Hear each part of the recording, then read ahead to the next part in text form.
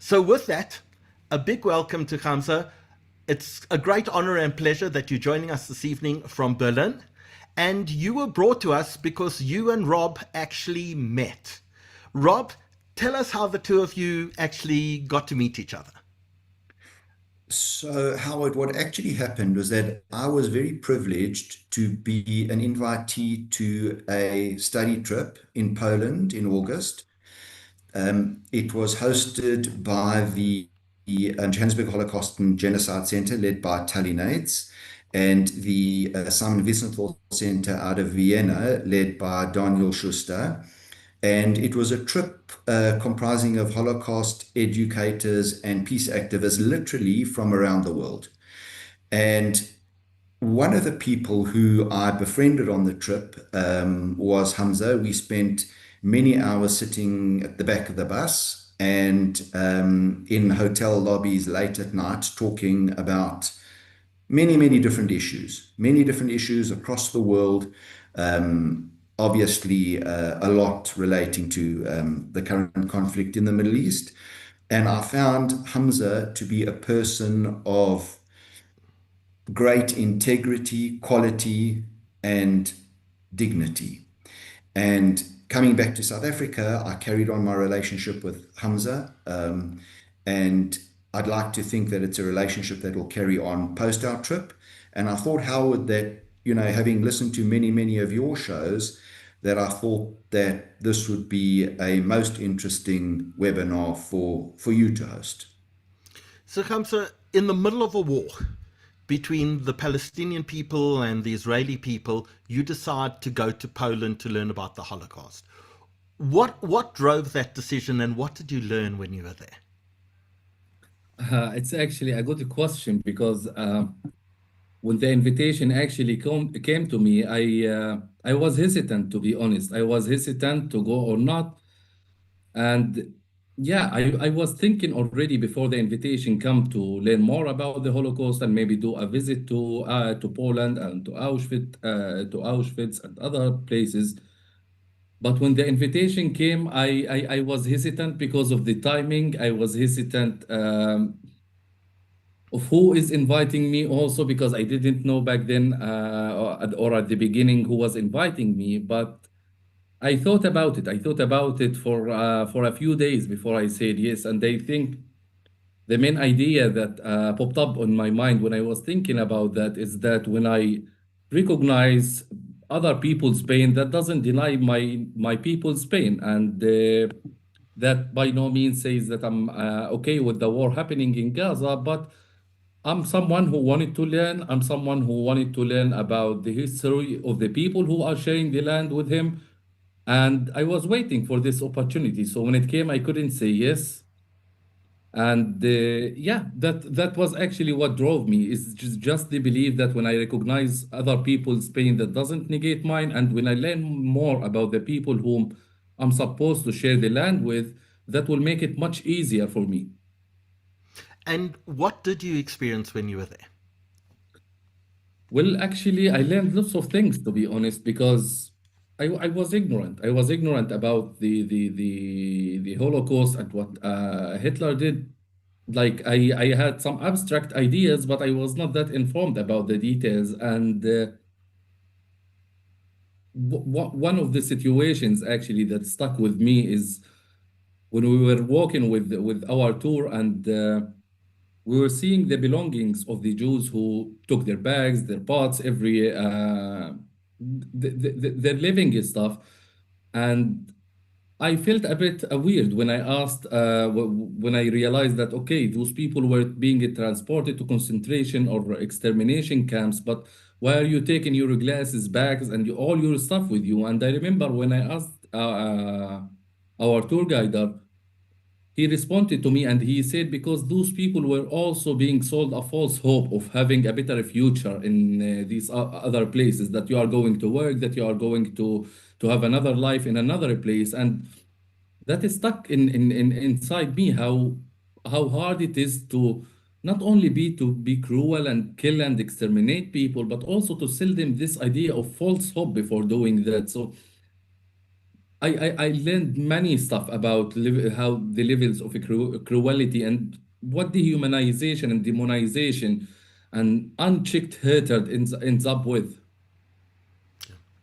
So, Kamsa, can we start almost your story at the beginning? Because we'd love to know a little more about you growing up, about your family. You don't come from a particular political family at all. Yes, actually, I come from a family that is not politically affiliated inside the Gaza Strip. And unfortunately, you cannot avoid politics inside the Gaza Strip. So I grew up in a very good neighborhood, a Rimal neighborhood of Gaza. But I had to go through many different levels of indoctrination inside the Gaza Strip, starting from my first school, which was named Dar al Arqam, which is not an ordinary school. It's a religious school inside the Gaza Strip. It was owned and controlled by Hamas. So I had to receive this indoctrination at a very early levels to listen to the jihadi songs before going to our classes in the start of our school day, and to have to memorize the Quran. I memorized, I think, third of the Quran when I was 10 or 11 years old. And after this school, I went to normal schools. Then for me to start thinking about religion at I think at the age of 18, but then I had to go to the Islamic University of Gaza, which is also Hamas's ideological stronghold. And also in this university, the indoctrination continued, but deep inside myself, I was this agnostic guy who was not interested about religion, but it wasn't an option for me. In this university, no matter what was your specialization, you will study Sharia law, fiqh law, you will be a perfect imam after you go out of this university. And beside you studies every militant and every leader of Hamas. There's Yahya Sinwar studied, Ismail Haniya, every one of Hamas studies in this university. So I had to face this indoctrination at the same time, to have the belief inside myself that I'm just here for learning, not to be part of it. Now, was that easy? It wasn't, because of Gaza's economical situation and the hardships, and how Hamas managed to make the Gaza society of two layers of the wealthy elite of Hamas's members, leaders, and supporters, and the vast majority of Gaza who are just struggling to earn their living. And I was part of those. But with this, I couldn't go with the normal life in Gaza because, as I said, Hamas controlled every aspect of our life in Gaza, talking about kindergartens, schools, universities, to jobs in Gaza, because it was a requirement if you want a job in the public sector to be part of Hamas's party. And I wasn't. So I was invited many times in the university to join Hamas and to and some of these economical benefits, whether I'm talking about a job, a car, or apartment, and the list goes on. Thankfully, I didn't, and I continued until in 2019 I joined the We Want to Live movement, social movement inside the Gaza Strip that had two goals. One is to have some economical improvement in Gaza and to have elections. This was our way to say we want to overthrow Hamas, but in a polite way, because we didn't dare to say that out loudly. When we took the streets in March 2019 in Jabalia, in northern Gaza, I was arrested like many others. Actually, we were around 1,000 people who were arrested in just a few days. Those who even ran from Hamas, they stormed our houses, including mine, to take our phones, our laptops, and I was tortured in Hamas's slaughterhouses for 3 weeks until my family managed to pay a bribe to one of Hamas's officials and get me out of that prison. But this So experience, yeah. if I can stop you there for a moment, how did they know who was there? Were there informers? How did they know who was participating in these We Want to Live movements? Actually, they were smarter to the extent that they put in some undercover members inside the protest, and they were already informed that a protest is going to take a place, though we did not publish about it online. But of course, they have always informants inside the Gaza Strip, so they knew about it, and they were ready. The number of police cars that came to the Al Trans Street in Jabalia, where I was I think more than 10. And all the journalists and the social media activists who were known to be aligned with this movement were later arrested from their homes. So for those who don't know, Hamas always keeps informants inside the Gaza Strip. In Gaza we call them Zannana. Zannana is a Hamas informant who will be most probably living in your neighborhood, reporting to Hamas on the activities against them. And they have one of those people in every neighborhood inside the Gaza Strip. So they arrest you, they throw you in jail. Tell us what happens when you're in jail. Yes, I was in jail, and immediately the accusations came that I am part of a foreign plot to overthrow Hamas, that I work with Israel's Shin Bet, and then they started asking me about officers' names. And then they searched into my phone, into my laptop. They didn't find anything. Then they accused me of working with the Palestinian Authority. And for those who don't know, this is a crime in Hamas's declaration. Working with the Palestinian Authority is a crime that you can get punished, tortured, or sometimes executed for it. The same way what happened to my friend Isam Safin, who was accused of collaborating with the Palestinian Authority, tortured until he died in Hamas's jails. Anyway, I was So tortured. sorry, if we just for those people watching who may not know, so the Palestinian Authority is run by the supporters of Fatah. And in fact, when Hamas took over the Gaza Strip, they killed many of the Fatah supporters and Fatah government people by throwing them off buildings. Yes, and one can talk about the Palestinian Authority's popularity in the Palestinian street, but it's the official representative of the Palestinians outside. So they are accusing us of working with our government. You can imagine to what level they went. And I was tortured, accused of working with Israel, working with the Palestinian Authority, later with the Emirates. And they didn't find anything. They didn't find anything that proves any of that, because the vast majority, or I think most all of us, were not affiliated to anyone. We were just desperate people who wanted just a better situation for Gaza. Thankfully, I was released after paying a bribe after 3 weeks. Those who did not manage to pay the bribe stayed there for months, if not years. How much is a bribe? The first time it was $3,000, and $3,000 is a big money in Gaza, because we are talking about a monthly salary of 300 to 400 US dollars a month.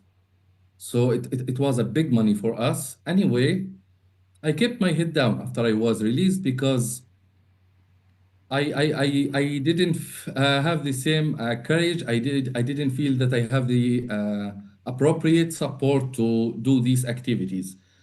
But I couldn't sustain that in 2023, a few months before the war. And we decided to take the streets again against Hamas. That was in June. And we were not naive people. We knew that we cannot overthrow Hamas with our bare hands. But our hope was that the international community, the NGOs, the human rights organizations, media outlets would listen, report, and support us in our journey to overthrow Hamas.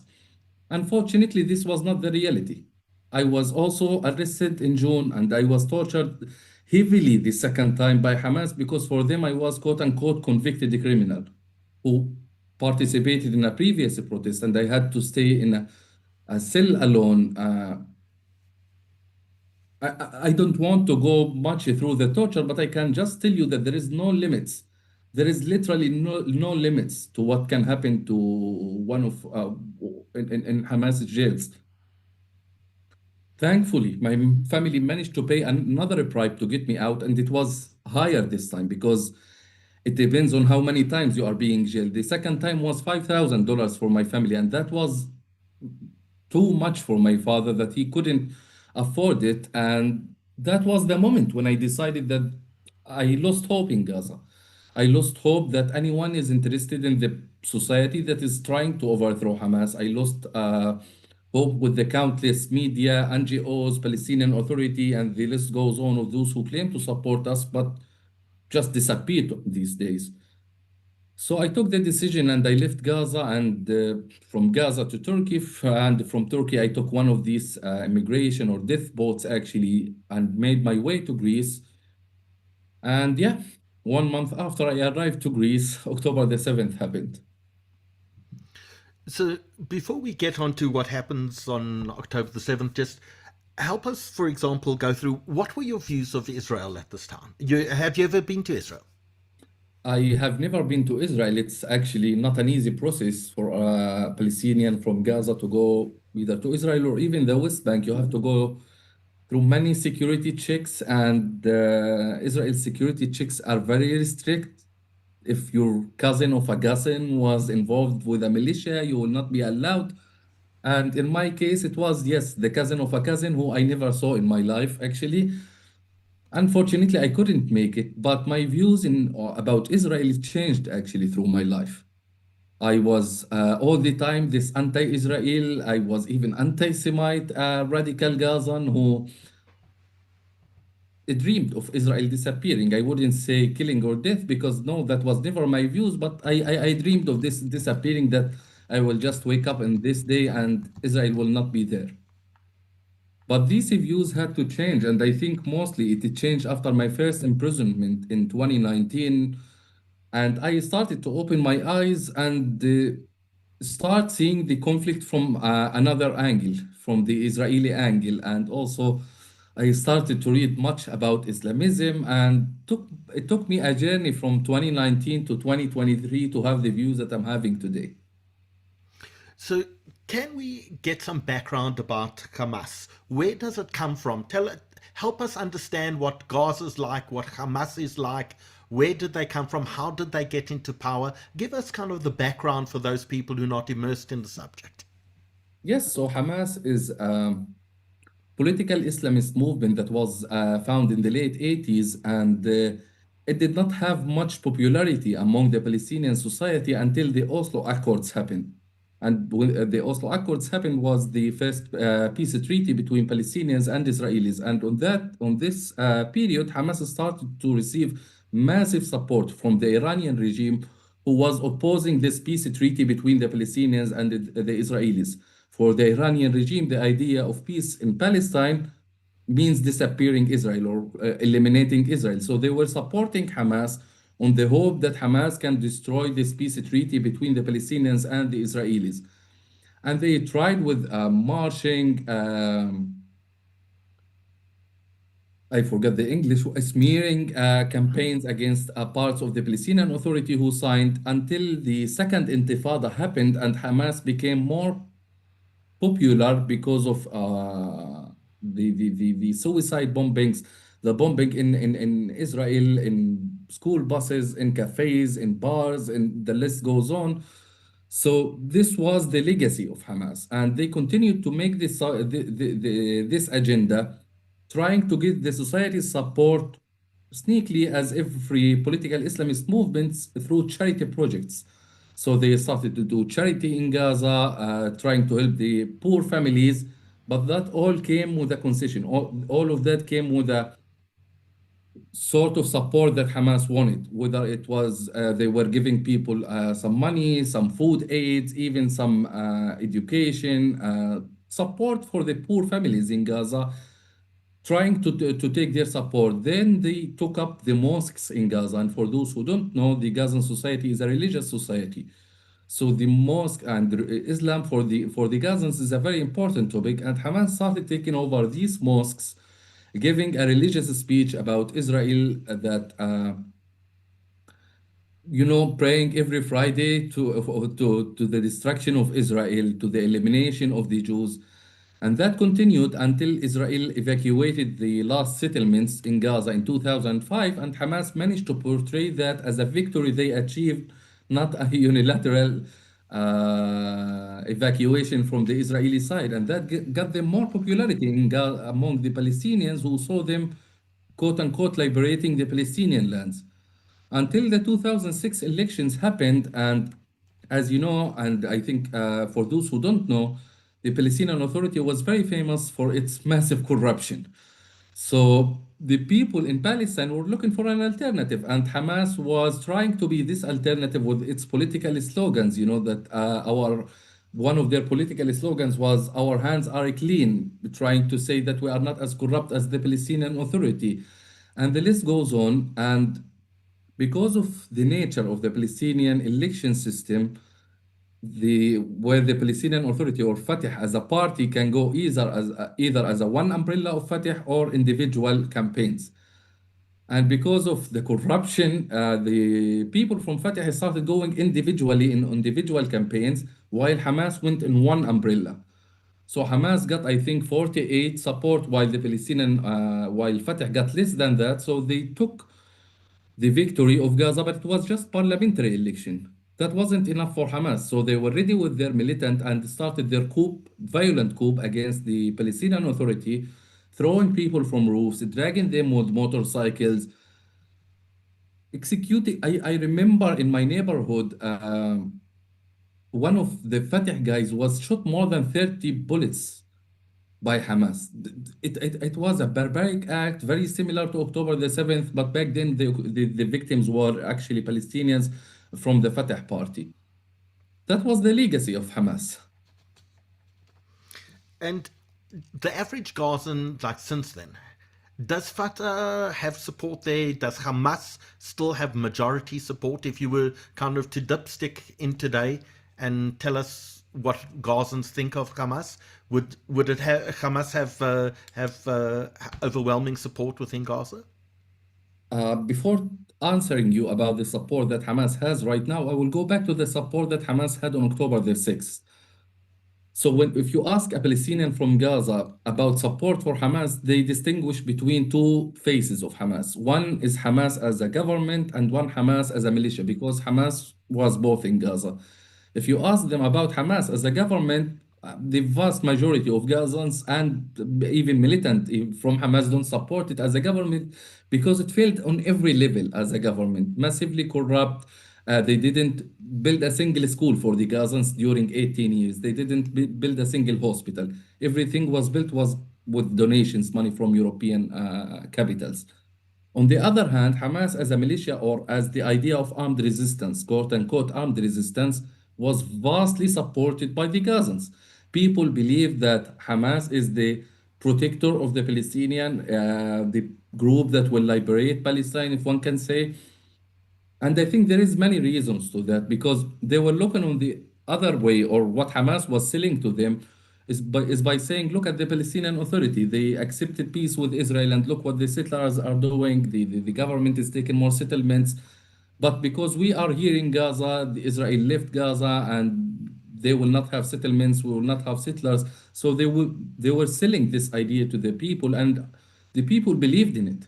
The people believed that Hamas was protecting them.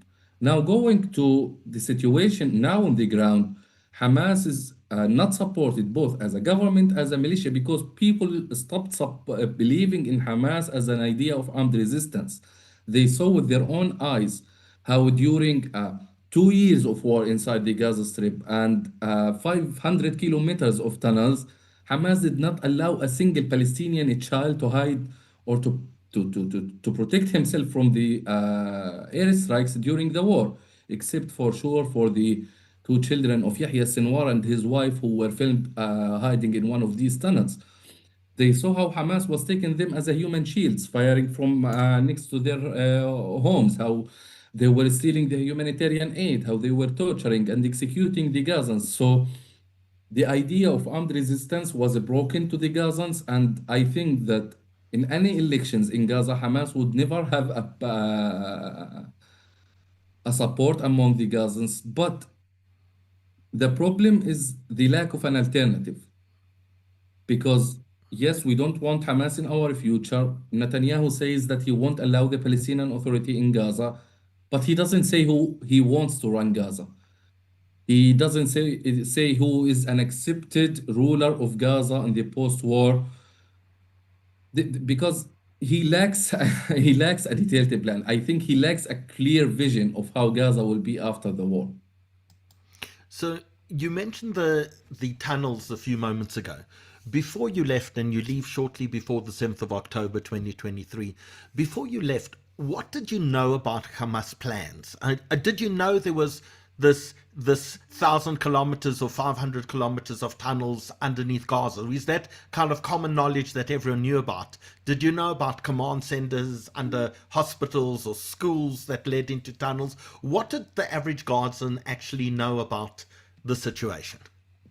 I mean, talking about the depth and the how complicated is Hamas's tunnel system, I don't think I was that like many others in Gaza. We were not that informed about it because Hamas always keeps in their heads that Israel has informants in Gaza, and they will never share such information with us publicly because they are afraid that this information will end up with Israel's security.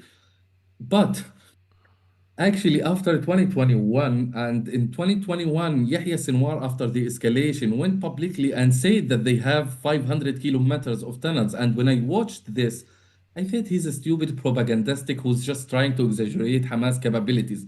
I didn't believe it, though he said it himself. And to tell you if Gazans knew where the tunnels are, no, I don't think that Gazans or the ordinary Gazan knows where exactly the tunnels are. And the example for that is me myself, because in 2021, during the escalation between Hamas and Israel, it was located in my neighborhood, in Al neighborhood. And one of the days when I was sitting with my friends, yes, I was sitting with my friends, just playing some cards, trying to spend some time because everything stops during a military escalation, jobs and everything. And one of my friends left me and went to his home. 10 minutes later, I went to my home and I sat, and the bombardment started literally in my street. And yeah, this dear friend was Dr. Ayman Abu Auf, who was killed back that day with a dozen of children from the Contana family in Gaza. Anyway, after the bombardment, we went to the street to see what Israel was bombing. And we saw the big holes in our streets, and we realized what we were sitting above. But I would tell you that we never had an idea that there is such a tunnels underneath our houses. Actually, if we knew, we would have never stayed there. Because we also know that when there is an escalation, Israel will bomb these tunnels. So we would have not stayed there. If you are asking about the hospitals, we assume that. We always assume that once a war starts, you will find Hamas's leadership in the hospitals. That was like yeah, that was just common sense in Gaza.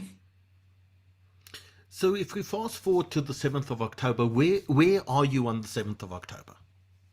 On the 7th of October, I was sitting in Samos refugee camp in Greece. I was just arrived, I arrived there in September and I stayed until October the 7th happened. And I presume you've got access to a radio or television or your phone, and you see what's your first reaction?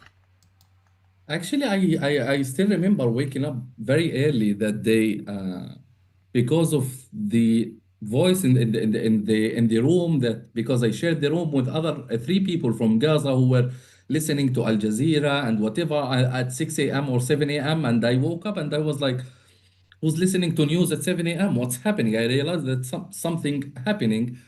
And I started to see the news about Hamas invading Israel, killing, kidnapping people. And to be honest, at the first moment, I said it's Israeli propaganda. They are exaggerating what Hamas did so they can do whatever they want in Gaza. Or it's Hamas exaggerating what they did to show the people that we can break the IDF power image.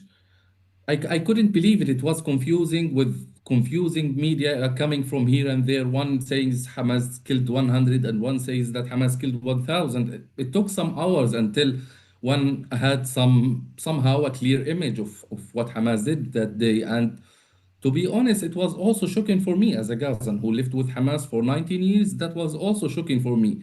Despite everything I saw from Hamas, whether from the coup of 2007 to my torture in 2019 and 2023, that was one thing, but seeing what Hamas did on that day was totally different thing. Until now, because I spent much time seeing what Hamas did on that date with the GoPro cameras and the documentary. I still cannot comprehend how can a human being do that to another human being. Until now, I don't have a clear answer on how. Do you phone your parents on that day to check they're okay? Do you speak to people at home, and what do they tell you? Yeah, of course. I mean, the immediate reaction is reaching out to the family. And I remember my father's first reaction when he told me they destroyed Gaza. We have to run. And my mother shared the same because we were not naive. We were first horrified by what Hamas did, and then we also realized the consequences coming for Gaza because Hamas kidnapped the Israeli soldier JRLive in 2006, and we saw the Israeli response to that. Hezbollah also kidnapped some Israelis, and Hezbollah himself said that if I knew that Israel's response will be that way, I would have never entered this war. And we also saw from Hamas's countless escalations. So we all knew that this will end up opening the gates of hell on the Gaza Strip. And that was why I urged my family to leave Gaza immediately. I told them from the first day to leave Gaza. And that was also the same with my friends who were all horrified by what Hamas did because yes, we have this conflict with Israel. We have much to say about Israel's military, about Israel's settlers, about the settlement movement, but we would never accept what Hamas did on that day, and we will never have the ability to endure the consequences of that on Gaza because we knew that Israel's response will never be a soft response. What do you think Hamas thought Israel's response would be? And do you think that they themselves were shocked at how successful they were on the 7th of October? I do think so. I don't think that Hamas thought that it will be that easy, to be honest, because still right now one thinks of what happened on October the 7th, and there is many questions that pop up to one's mind because Israel is known for its development technology, control, security, arms development. And the idea of Hamas invading Israel in such a way is still not acceptable, even until now for me. And I think even for Hamas's people themselves, because I think Hamas's leader, Mohammed Deif, said it himself that he said, and I'm quoting, sent 3,000 soldiers from Al Nukhba on that day. And if I knew if it's gonna be this way, I would have sent the 30,000. So Hamas's people themselves did not expect that quote unquote success in their terms about October the 7th. And it wasn't also only Hamas. There was other Gazans militias, Palestinian Islamic Jihad, the Mujahideen movement who kidnapped the Bebas children. So I think they did not expect that quote unquote success, and they themselves were shocked by what happened on that day. But that doesn't mean that Hamas did not understand the consequences of their planned, of their intent attack on Israel, because it was in their intention to kidnap, it was in their intention to kill people. And they did, because October the 7th was about two waves. One is the wave of the so-called Nukhba unit at the beginning, and then the other militias with some civilians from Gaza who entered to loot the Israeli homes. And the first wave of Hamas's 3,000 Nukhba militants kidnapped at least 50 people from Israel. So they also understood, or they are not that naive to not think of Israel's response to kidnapping 50 of their civilians from their homes and killing hundreds others. What do you think Hamas thought would happen? Do you think they anticipated the ferocity of the Israeli response and the Yes, destruction that would follow? yes, I do think that, and I'm uh, close to be sure actually about it because I spent much time listening to Hamas's statements, and if you went back to Yahya Sinwar's statements, it was part of his idea of this attack, and he described it actually in a previous media appearances, I think in 2022.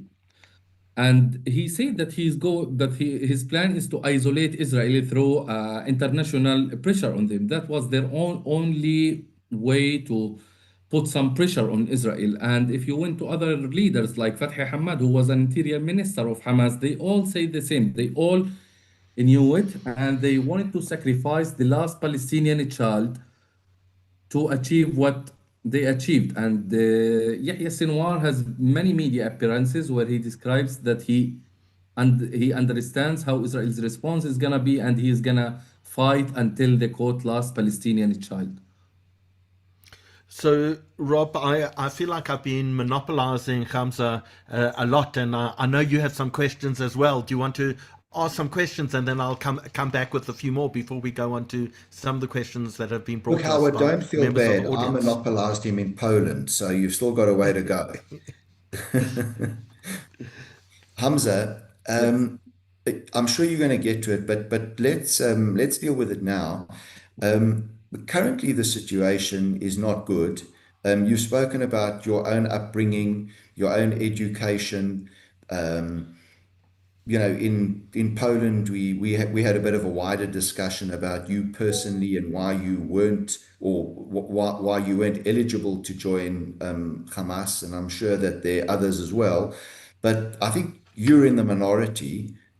What is the way forward in terms of just education? How is there, while Hamas is in situ and it doesn't look like they're going anywhere, and I do want at some point in time for you to, on the webinar, discuss the factions that are rivaling Hamas and that are fighting Hamas and the abundance of weapons that are in Gaza.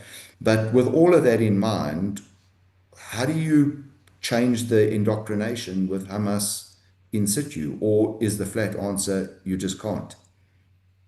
I mean, if Hamas continues to stay inside the Gaza Strip, it will never be there will never be a future, a peaceful future inside the Gaza Strip or with Israel next to us, and there will never be a new education for the Gazans as long as Hamas stays in power, because Hamas relies heavily on this indoctrination. I mean, to be a Hamas fighter, it goes through a very long process of indoctrination that includes indoctrination in schools and includes indoctrination after. So that will never happen as long as Hamas stays there.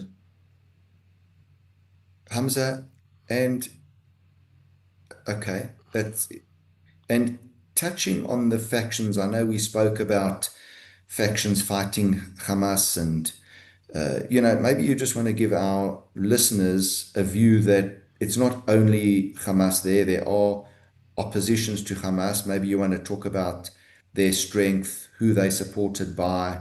You did touch on the fact that some of them assisted Israel in terms of locating bodies, etc., which I found to be very, very interesting indeed. And then, maybe if you could just also let our listeners know about how awash actually Gaza is and how easy it is to buy weapons in Gaza for the average Gazan. Yeah, I mean, if we are to talk about the reality of the Gaza Strip right now, what happened inside the Gaza Strip is instead of a two-state solution, it became a two-cities solution inside Gaza. One area, which is 48% controlled by Hamas and the other Palestinian militias like the Palestinian Islamic Jihad or Al Mujahideen. And one is controlled by the IDF, the Israeli army, and other anti-Hamas Israeli supported militias. We have until now, I think, five or six small groups of these militias that are there from the north to the south, distributed in many areas. The biggest one of them is staying in Rafah right now. It's named the Popular Forces, led by Yasser Abu Shabab and Ghassan al-Duhaini. And my problem with these militias is that many of them has very long criminal history inside the Gaza Strip. I mean, talking about Yasser Abu Shabab, he was a very big drug trafficker inside the Gaza Strip, and even his deputy right now, Ghassan al-Duhaini, was part of a small militia that emerged in Gaza before I left. It was called the Jaish al-Islam, which means the army of Islam, and it was very close to ISIS. And I think Ghassan is not an Islamist or an ISIS guy, but he was someone who was trying to benefit from these militias. Anyway, I my problem with these anti-Hamas militias is I also think of the day after. Okay, if we defeated and disarmed Hamas, who's going to disarm these militias? Because my problem with Hamas is not only because it's Hamas, but because it's a militia, and I don't think a state can be built with militias here and there. The state has to have the legitimate and the only use on the violence when necessary. That's what I think, at least what Max Weber sees. So this is stuck, and right now this is stuck because of the disarming process. The international society, with the Trump's plan, all supports disarming Hamas, and Hamas refuses to disarm. And the question of the process on how to demilitarize Hamas is not clear until now. Some thought it will be the international stabilization forces, but the international stabilization forces say that we are not interested in clashing with Hamas. We just secure the borders and etc.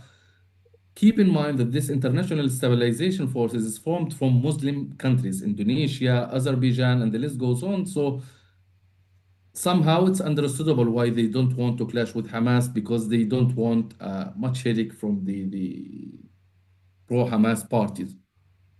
Hamza, can you talk to us what Gaza looks like today? We see pictures of terrible destruction. How much of Gaza is destroyed? Talk to us about the issues of hunger and starvation. How real are those issues for the average Gazan? What winter is approaching now? How are people living? Talk to us about the human element and the human suffering that's taking place in Gaza at the moment. Of course, I mean, the reality right now, according to the UN and others, that more than 80% of Gaza's civilian infrastructure was destroyed. That means 8 out of 10 homes were destroyed. So you can imagine how many people are displaced internally inside the Gaza Strip. We are talking about almost 1.9 million people displaced in tents. The vast majority of them are in tents. Others are staying in shelter schools. And those who are living in tents, including many of my friends, are living a catastrophic, humanitarian, disastrous situation. I'm talking about people who were living in tents for 2 years. You can imagine that those people did not see the term privacy, whether inside the tent that hosts all the family members or in the heavily crowded tents next to each other. Those people forget the term a toilet. You can imagine they did not use the toilet for 2 years. And I know that might sound naive, but no, it's real, it's serious. Those people did not see electricity. They did not see cooking gas. It feels that those people went back to the mid ages without anything to support them, and with that comes the infectional diseases for their children. And during the war, there was a period during the war. I wouldn't say all the war, but there was specific months during the war when Israel's government decided to stop all humanitarian aid to the Gaza Strip, including medicine, for 2 months and a few days. There was real starvation in Gaza. There was people who died of malnutrition, children who died of that, and I think there was many documented cases. And I myself, when I look to my friends who managed to escape Gaza after, and to look on their bodies, it was clear to me how much of their weight they lost. So the starvation was real during the war, during parts of this war. Right now, the humanitarian situation is the same almost, but without the bombing and with more food. And unfortunately, there is even no security inside the streets itself, because you can imagine a city without police, with the criminals outside, without no law enforcement body, with the criminals and terrorists ruling over them.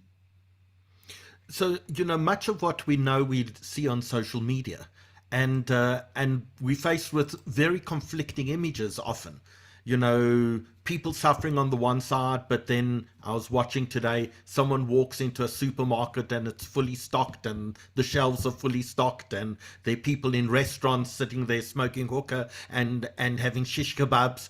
Are those two sides of the same coin? Like any society, is there the wealthies that have, and probably the Hamas leadership who have access to all of that, and a group of people who have access to nothing? Actually, I know about those places, and you can find them actually in some places of the Gaza Strip. Depends mostly to between the center and the south. But I would assure you that the vast majority of Gazans can't afford the prices in these places.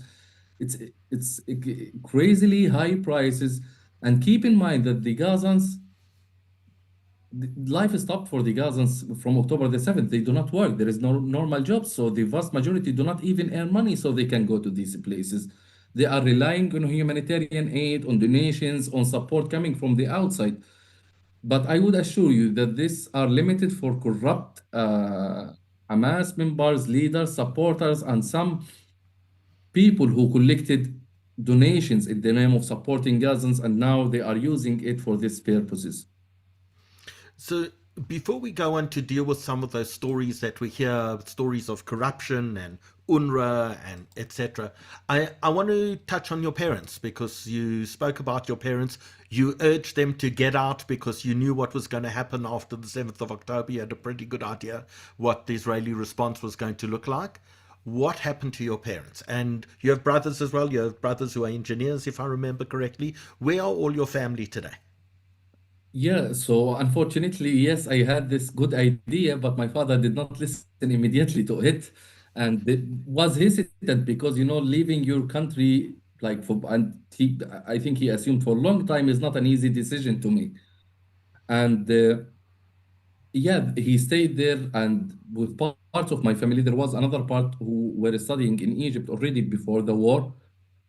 But the part of my family was also there during the war in my family house, and they stayed there until I remember the before the Rafah operation actually. And because of my activism when I was in Greece, I wrote an article for Newsweek media outlet in the US titled "Message to the Gazans: Demand the release of the Israeli hostages, if not out of moral clarity, at least to save whatever is left from Gaza." And back then, Hamas's militants went to my family who were living in a tent in the south, because they left my home in a Rimal neighborhood, and threatened them because of this article. That was something big to Hamas to write such an article. And from that moment, I told my family that, okay, now you have the war and you have Hamas, both against you. And I tried to collect money for them because leaving was also needed money to bribe the Egyptians. And unfortunately, the Egyptians demanded at least $5,000 for each person. And also, this is a big money for in Gaza. And my family did not have that money back then, and I started collecting donations actually from the outside for the first time of in my life to ask for donations just to get my family out. And thankfully, I managed to get them out before the Rafah operation, and now they are staying in Egypt until one has a clear answer about Gaza.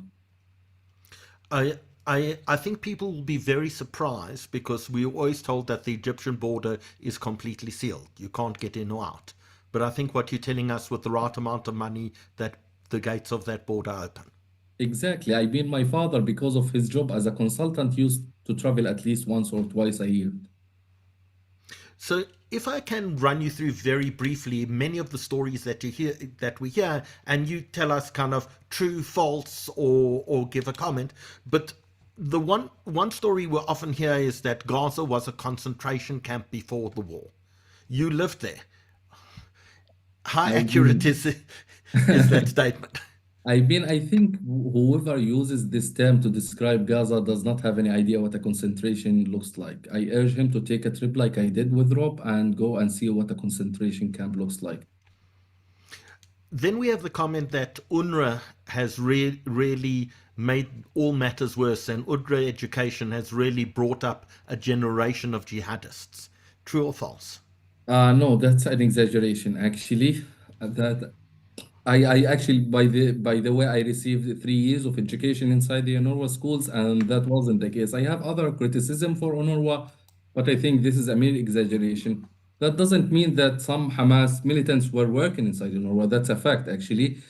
But unfortunately, this is Gaza's reality, is that Hamas was a cancer in Gaza. They spread everywhere. They found some members of Hamas working at Reuters. They found some of them, one of them doing the son of a Hamas leader doing an interview with or a documentary with the BBC. One of them working with Doctors Without Borders. So the issue is not limited to UNRWA. It's limited to Hamas, who did not miss any place. A next thing that we often hear, Hamas wants the destruction of Israel. Is that correct? Yes, Hamas wants the destruction not only of Israel, but anyone who stands against a big Islamic state. Because for those who don't know, Hamas is a political Islamist movement, part of the Muslim Brotherhood and influenced by the Iranian regime or the Iranian revolution.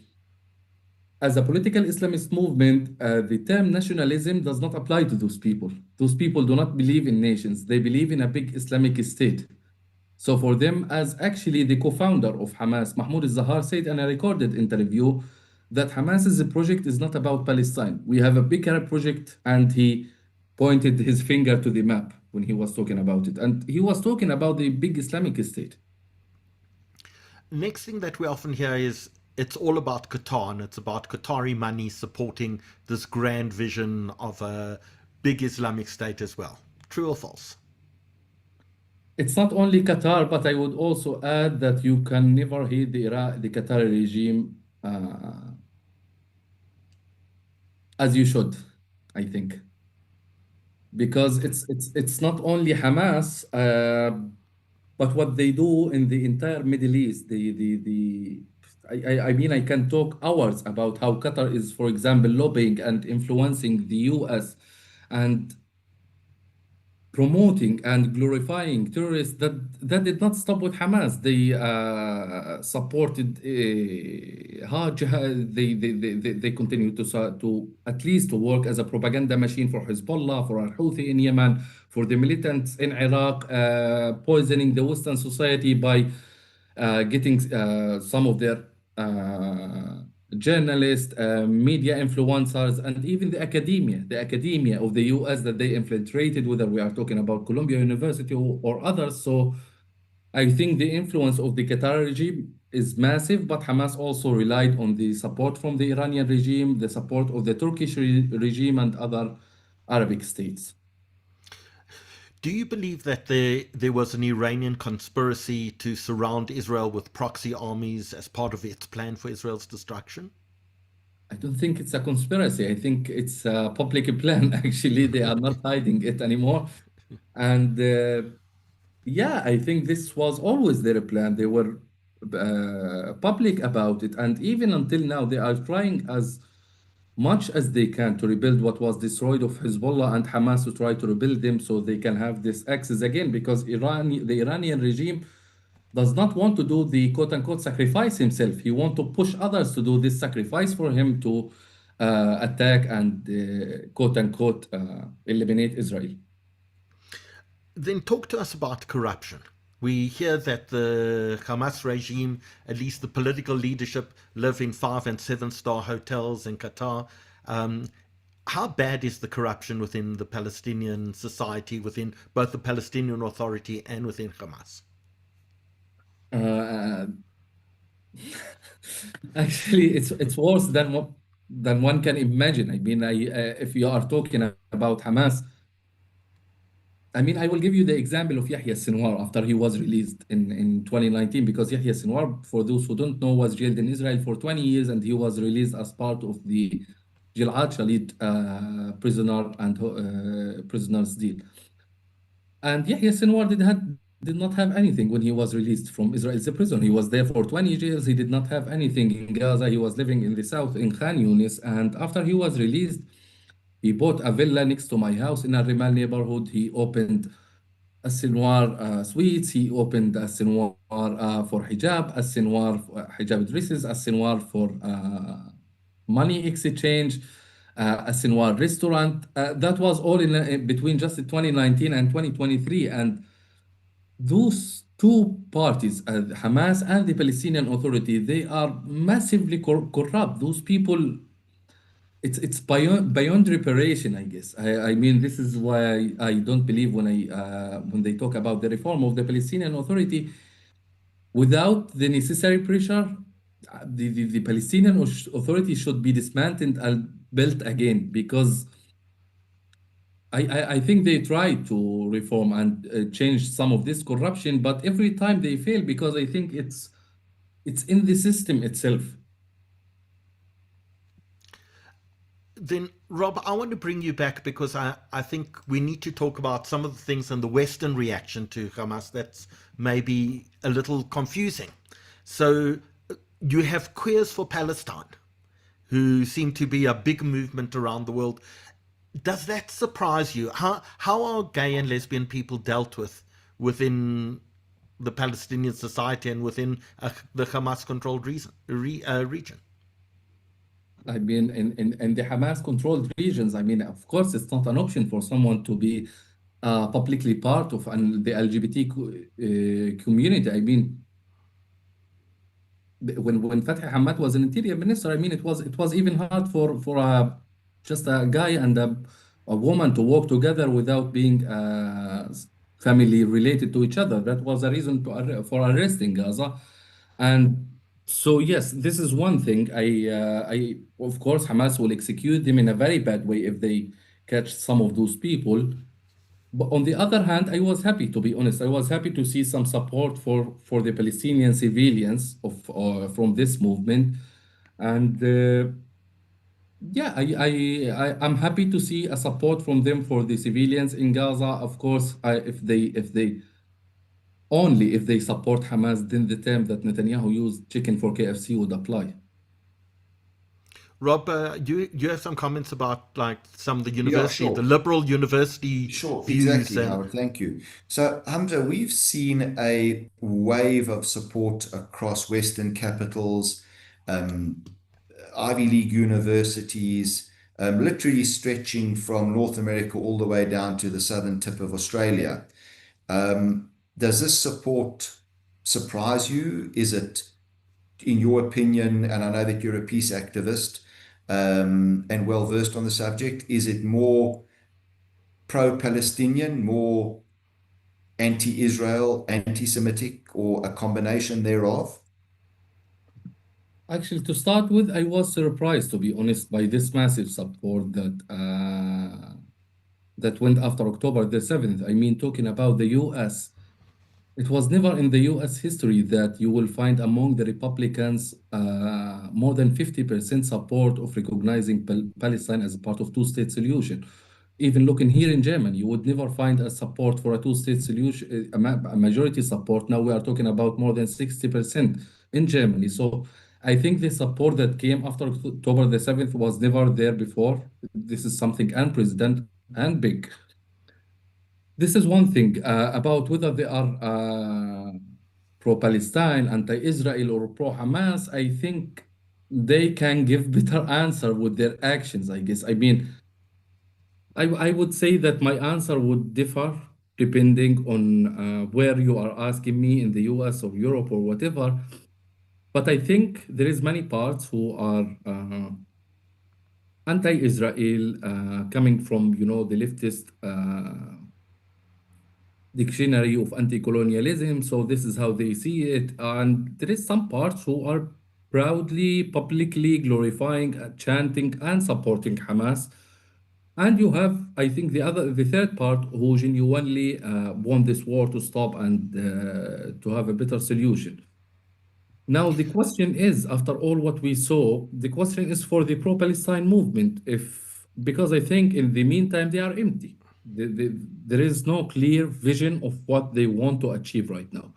And I think this is a question for them to ask, okay, what kind of solidarity do we want to do for the Palestinians? What are our agenda to support the Palestinians? Because chanting in the street or in the university or blocking whatever student from getting here or harassing this student there, that will not support us. That will never do anything good for the Palestinians. Actually, it will harm more than benefits us. So it's for them to develop the agenda of how and how to support the Palestinians. so Hamza, before we get on to how do we solve the problem, because we want to talk about solutions as well, before we get on to that, I want to talk about the South African government, because the South African government sees itself as a bastion of liberation and revolution and sympathy for the Palestinian people.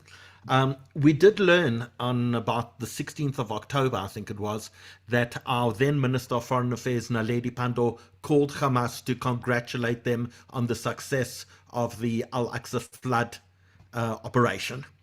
That was Sorry? who was that? Our Minister of Foreign Affairs, Of South Africa. oh.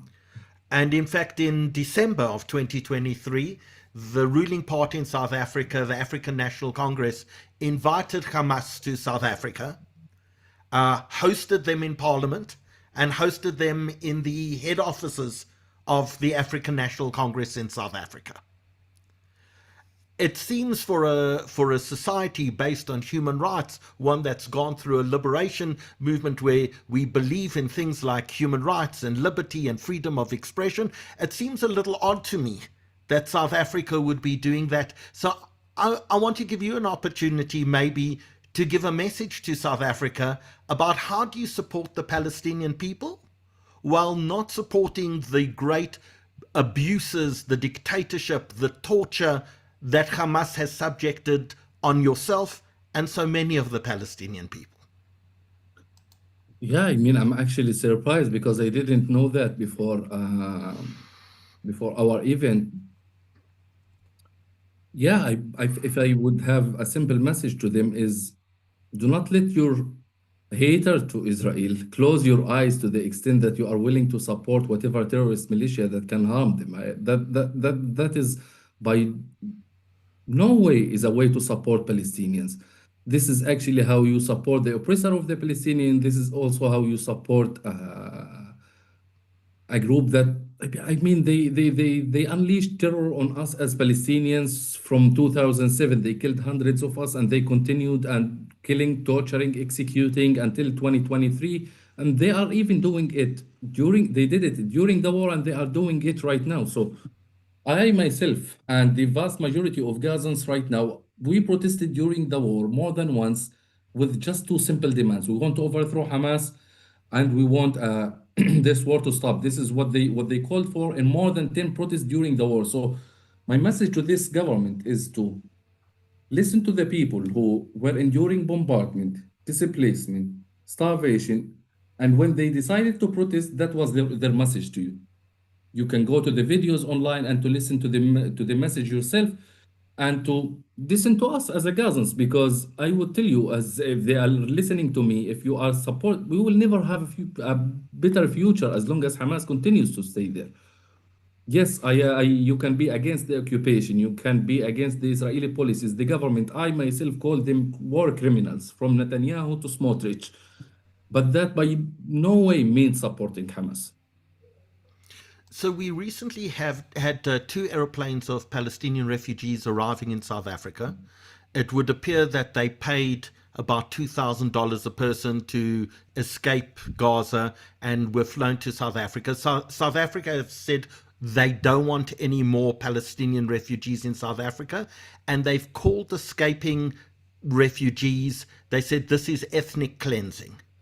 Do you have any advice? Should we permit Palestinians who wish to leave Gaza and escape the destruction? Should we call that ethnic cleansing? Should we deny them residence in South Africa or refugee status in South Africa? What advice would you give us? I mean, yeah, one doesn't. I don't want to make comparisons so people don't understand it in a bad way, but yeah, I don't know under which moral standard keeping people trapped inside a war under bombardment and killing is better than taking them to a safer haven where they can have a better life. Everyone in this world should have the freedom of movement. I think this is something that is not controversial. And yeah, I think as I said, I don't want to make the comparisons, but we can also remember how when Jews were escaping the Holocaust, what one is still thinking about those who refused to receive these refugees while they were escaping death. And yeah, I think everyone should have the freedom of movement to go wherever he wants, to leave whatever war space he needs. But I think the controversy that happened is that the South African government was not informed, I guess, that those people are coming. So I think it's the story has some details to to dismantle. But in general, I would say I'm always supportive of anyone who receives Gazan refugees. I myself am a refugee, and I'm thankful that I don't know actually if to say thankful because Germany now wants to deport me, but I'm also thankful that at least for some time I was hosted here and I was granted a place where I was escaping. I was escaping less horrors than that. I was only escaping Hamas's horrors without talking about the war. So I can't imagine how is it for the people who are staying there. This is I'm sorry, it's just one last sentence. This is when if you want to not to accept this if these people, this is when slogans control your mind more than your moral compass, more than your humanity.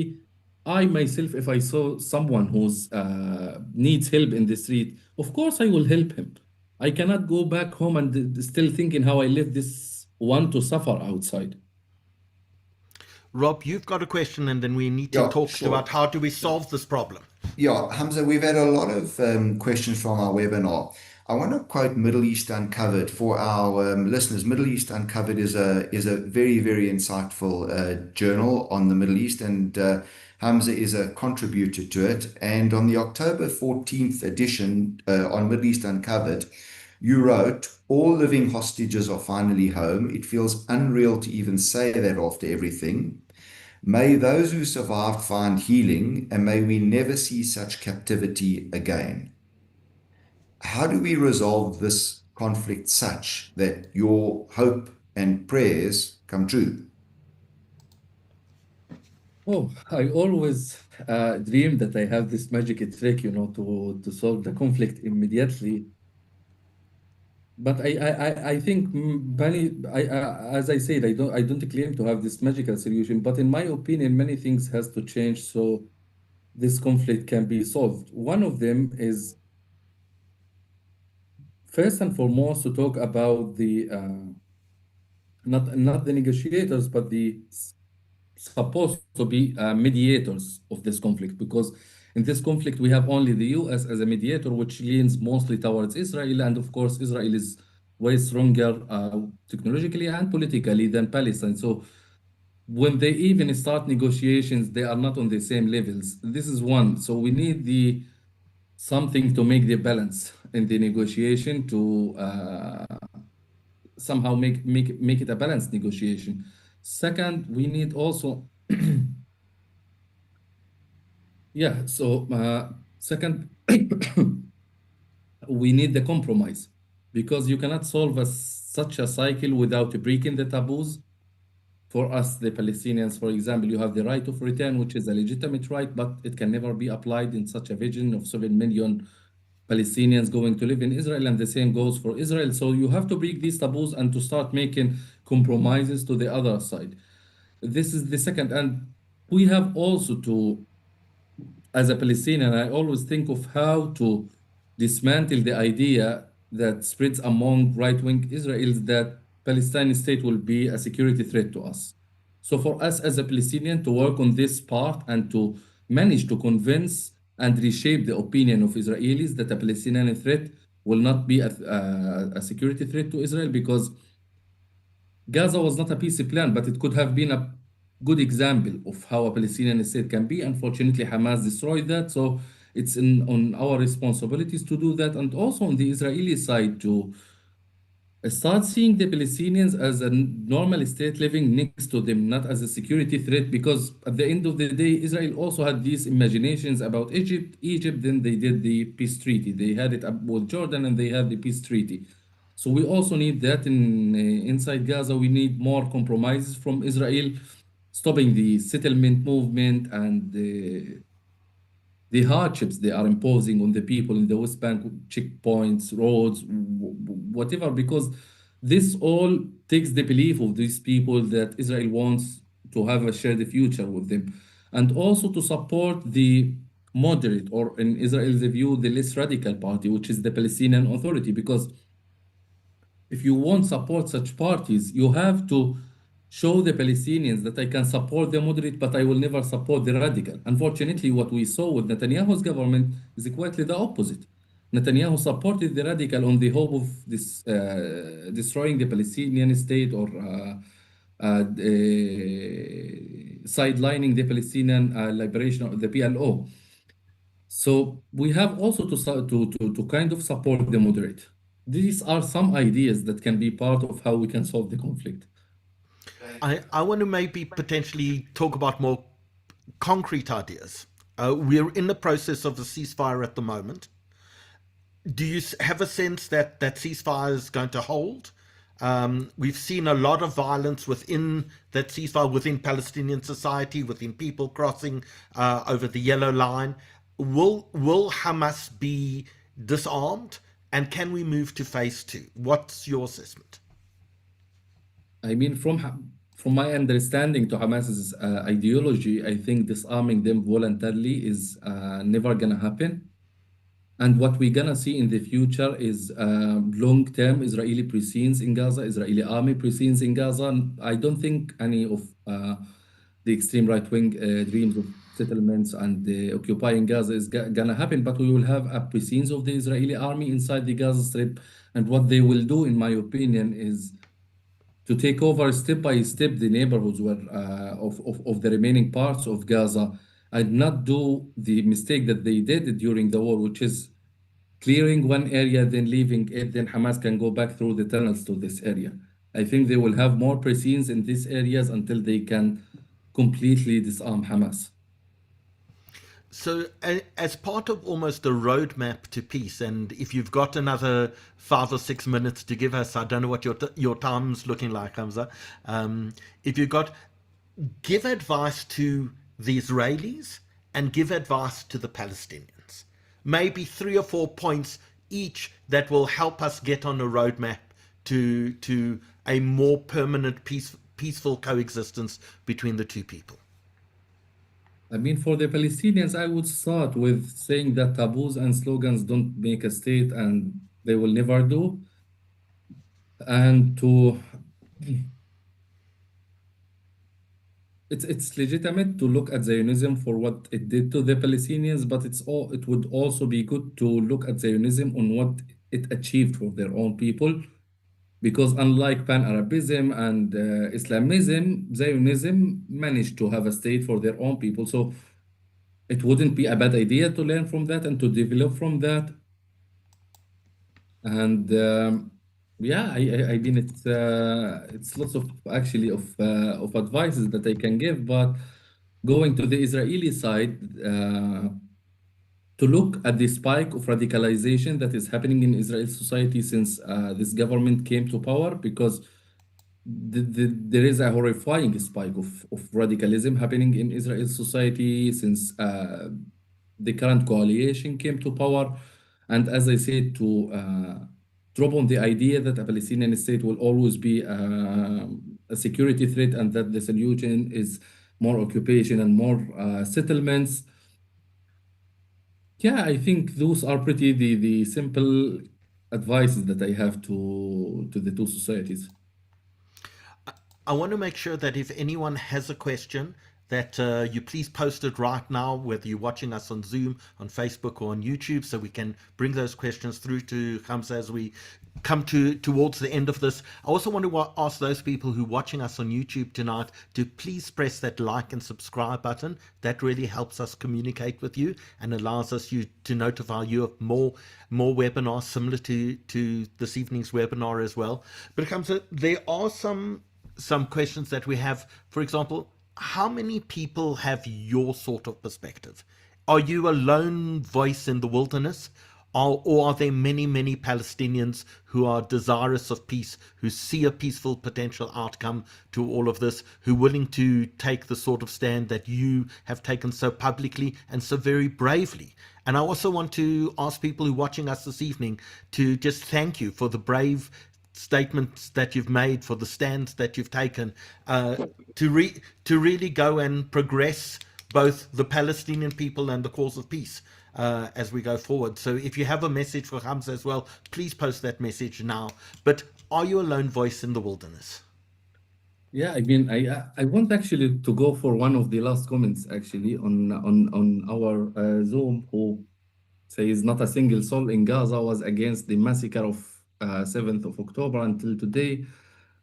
by saying that this dehumanization and demonizing language always leads to catastrophes, always leads to this is just a genocide language, to be honest. I very rarely use this term, but when I see such a statements, I would say that this is exactly the language of a genocidal mind. And I genuinely urge you to rethink about it. Now, going about Hamza, I don't think I'm the only figure in Palestinian society who talks about peace. I think there is many talk about peace, but many lost hope of what of the 77 years or the 78 years or how they can achieve this peace. I don't think we are the vast majority right now because many dropped on that hope, especially after this catastrophic war also in Gaza. But the question is not how much, it's the question of how to push others actually to join this camp of believing in peace and two-state solution by showing them that modernity can get an achievement for the Palestinians. By showing them, for example, Israel has many ways to do that. If to say, for example, in the West Bank, they did not see cases of terrorism for years, 2 years or three. To start saying we are dismantling the settlements from here, we are not going to build illegal settlements inside this area, to start giving the Palestinians that hope, because unfortunately we dropped. Many of us stopped believing that Israel wants, or the Israeli government wants to share this land with us. So, Hamza, there are concerns that people have about you personally, about your safety, about the fact that you tell us that Germany wants to deport you. Tell us what you're going through personally at this moment, and how is it possible that someone with as important voice as yourself, a voice of peace, is maybe facing deportation from Germany? Yeah, I mean it's a long story, but before I came to Germany, I passed through Greece, and my plan was always Greece, to stay there and to have my life in Europe from scratch and not attached to this conflict in any way. But because of my activism in Greece, and there is a very large extremely radical pro-Palestine camp there, I was attacked and threatened because of my opinions. So my decision was, after the second threat, immediately decided to come to Germany. And because of the bureaucratic procedures here, they say that the Dublin law says that the first European country you pass is responsible for you. So I try to tell them that it's not safe. I was attacked. There is reports, and I'm publicly known with my own views. I'm pretty sure it will not be the last time I will be harassed with. But unfortunately, because of these bureaucratic laws and the current, you know, uh, move against the migration worldwide, I'm having this deportation letter, and I was supposed to leave the country in June and go to Greece. I couldn't go because I don't have the documents with me. I don't have the means for that. So right now I'm just waiting to maybe Germany rethinks its decision, or most probably I will go back to Greece. How do you survive on a day-by-day basis?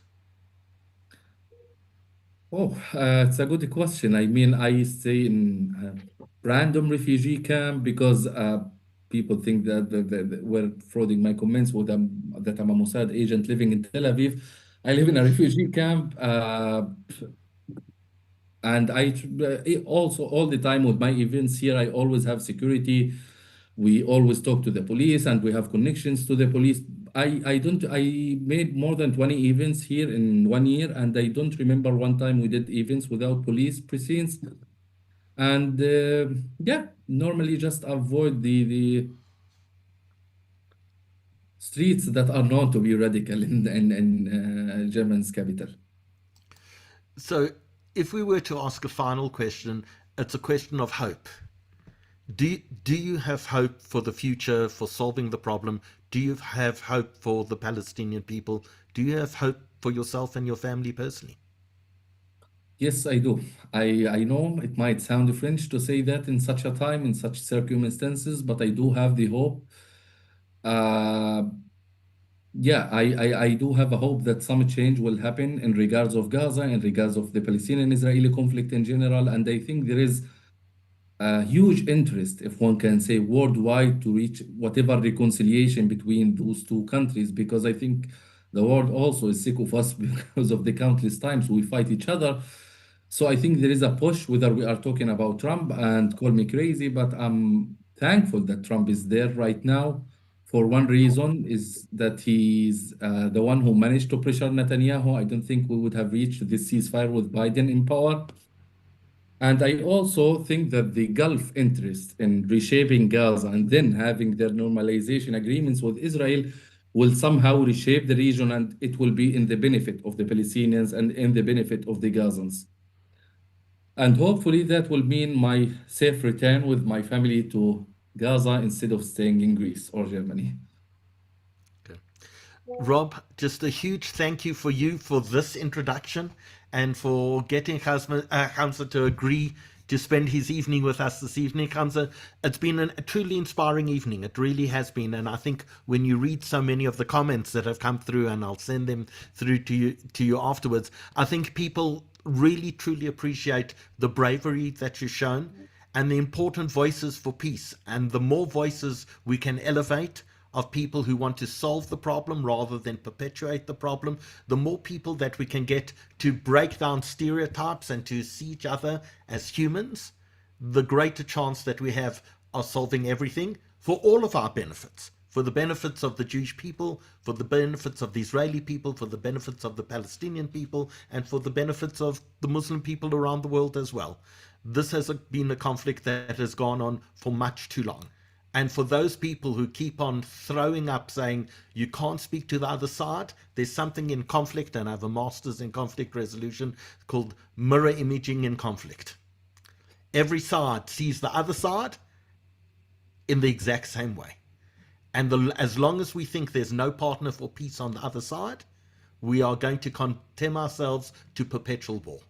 Let's rather look way beyond all the rhetoric, and let's see the humanity in each of us, and let's actually try and make a difference to solve all of this. Hamza, you've been so generous with your time this evening. May this be the first of many times we get to chat, and the first of many times we actually take a foot forward in order to try solve the problem. Yes, hopefully next time in person. Absolutely. Thank you so much, Rob. Thank you so much for organizing this. Pleasure. Good night, everyone. Good night, We'll see you again soon. Cheers. Good night. Bye-bye. Good night. Bye.